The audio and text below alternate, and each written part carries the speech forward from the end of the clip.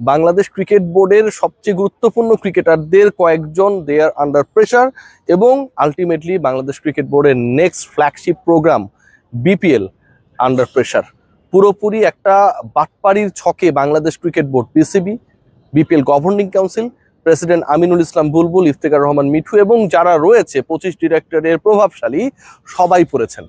Bangladesh cricket বোর্ডের পরের flagship programme, একটু আগে বলছিলাম বিপিএল, সেই বিপিএল নিয়ে আমি গতকাল যে ডিসকাশনটা করেছিলাম সেখানটা আপনাদের ক্লিয়ার করেছিলাম যে 6 থেকে নেমে দল সংখ্যা 5-এ আসতে পারে, and there is a big possibility যে 5টা দলে বিপিএল হতে পারে। এবং এটার মূল কারণ হচ্ছে একটা দল বাংলাদেশ ক্রিকেট বোর্ডকে এমনভাবে ঘোল খাইয়েছে, ক্রিকেটারদেরকে এমনভাবে তালে রেখেছে, এন্ড অফ দ্য ডে সেই দল ফিল করছে যে তার বিপিএল এ দল চালানোর মতো সামর্থ্য নেই।